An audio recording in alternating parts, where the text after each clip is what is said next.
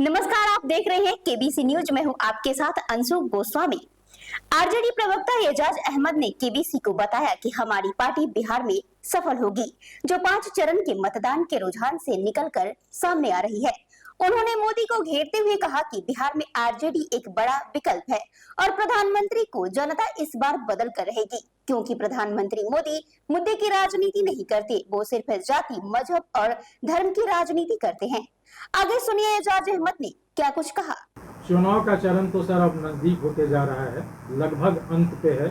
छठा चरण और 7वां चरण पटना बाकी है। मैं पटना के सापेक्ष में बात करना चाहूँगा आपसे कि पटना में जो परिदृश्य है, एक तरफ अपना मीशा भारती जी हैं और अगर रविशंकर जी को टक्कर देने के लिए कहें तो अंशु जी हैं जो अपने कांग्रेस गठबंधन से हैं। मुझे इन पहलू पर बताइए कि सर अपनी क्या योजनाएं चल रही है, क्या पटना की दोनों सीट आरजेडी अपने कब्जे में कर पाएगी? देखिए, सबसे बड़ी बात यह है कि पटना साहिब और पाटलिपुत्रा ये दोनों जो सांसद रहे हैं 10-10 वर्षों से हैं, लेकिन इनकी उपलब्धि क्या है? इन्होंने जिन जिन गांवों को गोद लिया था उन गांवों में विकास की क्या योजनाएं पहुंची, विकास कहां तक पहुंचे और विकास के कौन से कार्य हुए, ये सबको बताने का काम करें सार्वजनिक रूप से। मैं चैलेंज करता हूं। और दूसरे, इन लोगों ने 10 वर्षों के अंदर रविशंकर जी को तो पटना साहिब से कोई मतलब ही नहीं रहा और उनको पाटलिपुत्रा से इतना ही मतलब रहा कि किसी ने श्राद्ध में बुला लिया, किसी ने मुंडन में बुला लिया, किसी ने शादी में बुला लिया, किसी ने अन्य समारोह में बुला लिया, तो वहाँ पहुँच जाते। अपनी उपस्थिति दर्ज करवा करके वो समझ लेते हैं कि वोटर सब हमारे हो गए। आप सांसद हैं और सांसद का काम होता है योजना को मूर्त रूप देना और योजना को कहीं ना कहीं केंद्र और राज्य सरकारों से मंजूरी दिलवाना, अपने क्षेत्र को विकास की श्रेणी में अव्वल दर्जे पर लाना। पाटलिपुत्रा में क्या विकास हुआ है? बगल में यहाँ से चले जाइए, बलम्मी चक से शुरू हो जाता है और पूरे फुलवारी का आप आकलन करके बता दीजिए कि क्या विकास हुआ। कहीं कोई विकास नहीं है।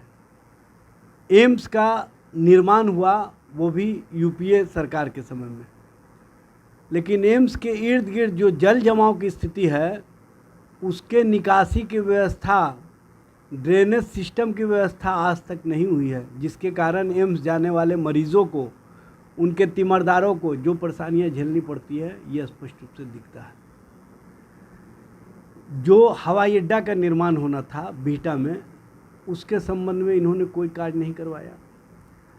फुलवारी शरीफ में बेहतर स्वास्थ्य व्यवस्था नहीं है। आपने वादा किया था कि हम फुलवारी शरीफ को बेहतर ढंग से संवारने का काम करेंगे, कहीं संवरा नहीं।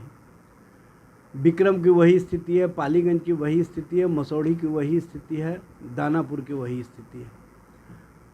6 विधानसभा क्षेत्रों में आपने विकास के कोई आयाम और कोई कार्य नहीं किए।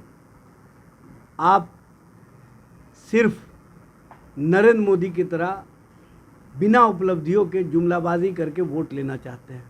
जब आपसे जनता पूछती है तो कहते हैं कि नरेंद्र मोदी के नाम पर आप हमको वोट देते हैं, नरेंद्र मोदी विकास करेंगे तो हम भी विकास करेंगे।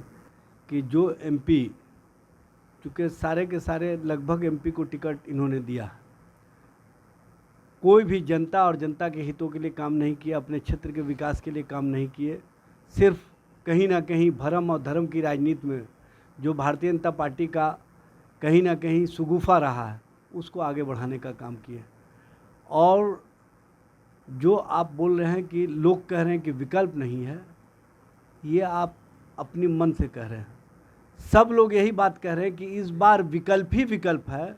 हम मुद्दों के आधार पर वोट देना चाहते थे और मुद्दा है महंगाई का, मुद्दा है भ्रष्टाचार को शिष्टाचार और सदाचार का रूप दिए जाने का, मुद्दा है महिलाओं पर जो अत्याचार और यौनाचार करने वाले लोग हैं उनको भाजपा के द्वारा संरक्षित करने का, मुद्दा है हम दो हमारे दो की नीतियाँ चला करके आपने गरीबों को और जो गरीब बना दिया है, उसके ख़िलाफ़ लोगों में जो गुस्सा है वो दिख रहा है। और सबसे बड़ा मुद्दा है कि आपने जनता और जनता के हितों के लिए, क्षेत्र के विकास के लिए कोई कार्य नहीं किए।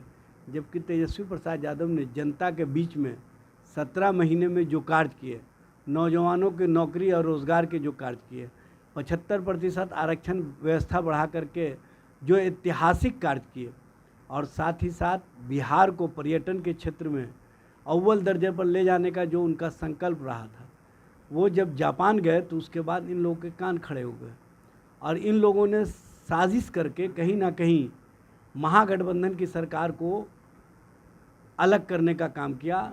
लेकिन जिस दिन से इन्होंने महागठबंधन सरकार को अलग किया, उसके बाद से तेजस्वी के प्रति और आम जन के द्वारा जो समर्थन और विश्वास दिया जा रहा है वो स्पष्ट रूप से दिख रहा है।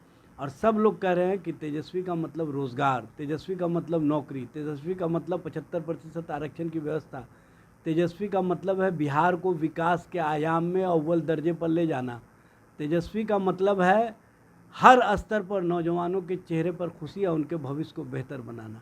इसलिए हर लोग तेजस्वी और तेजस्वी के नेतृत्व पर विश्वास कर रहे हैं। इसीलिए आप देख रहे हैं कि बार बार प्रधानमंत्री को बिहार आना पड़ रहा है, बार बार गृह मंत्री को बिहार आना पड़ रहा है। ये इस बात का स्पष्ट रूप से बिहार और बिहार के लोगों का संदेश है कि हमको अब एनडीए पर विश्वास नहीं है, हमको प्रधानमंत्री के नेतृत्व पर विश्वास नहीं है।